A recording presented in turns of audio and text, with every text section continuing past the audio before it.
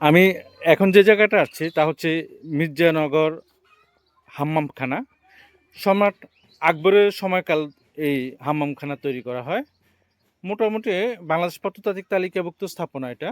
আমি দেখাচ্ছি আপনাদেরকে। এ হচ্ছে এটার অংশ। এটা একটা নেম প্লেট।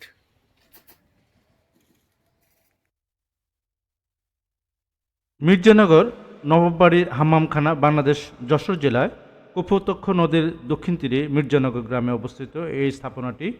আপনারা দেখছেন হাম্মামখানা বলতে যে গোসলখানাকে বোঝায়, এটা এখানে পানির কুয়ার মতো অংশ বিশেষ, খুব তালা লাগানো রয়েছে ভিতরে যাতে প্রবেশ করতে না পারে, খুব সংরক্ষিত, একদম খোলামেলা রয়েছে এটা। এখন অনেকটা গম্বুজ আকারে বিশিষ্ট। বাংলার সুবেদার শাহ সুজার শালকপুত্র মির্জা সফসি খান ১৬৪৯ খ্রিস্টাব্দে যশোরে ফৌজদার নিযুক্ত হন। তিনি কেশবপুর হতে ৭ কিলোমিটার পশ্চিমে কপোতাক্ষ ও বুড়িমদ্রা নদীর সঙ্গমস্থলে ত্রিমোহনীতে নামক স্থানে বসবাস করতেন। তার নাম অনুসারে এই এলাকাটির নাম হয় মির্জানগর। ত্রিমোহনী এবং কেশবপুর রাস্তার পাশেই মির্জানগর নবাববাড়িটি এবং নবাববাড়ির এই হাম্মামখানা অবস্থিত। ভিতরে অংশ দেখছেন আপনি, এই ভিতরে অনেকটা এরকম। হাম্মামখানা বলতে আমরা গোসলখানাকে বোঝাই, এটা গোসলখানা নবাবদের, এরকম একটা বিশেষ স্থান। এটা এখনও সংরক্ষিত অরক্ষিত, মানে খুবই যত্ন সহকারে রয়েছে। আর অন্য অন্য স্থানগুলো এত ভালোভাবে নেই। আপনারা দেখছেন ভিতরের অংশটুকু।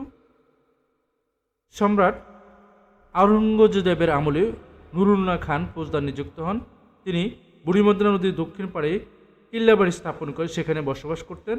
এটা পূর্ব পশ্চিম দীর্ঘ সুবিস্তার পরিখনন খনন করে এবং ৮-১০ ফুট উঁচু প্রাচীন বেষ্টনী করে এটাকে মতিঝিল নামকরণ করেন। এর একাংশ বরতখানা, জোনাল সহ হাম্মামখানা, গোসলখানা যা বুঝি আমরা, দুর্গের পূর্ব দিকে সদন তোরণ নির্মাণ করেছিলেন।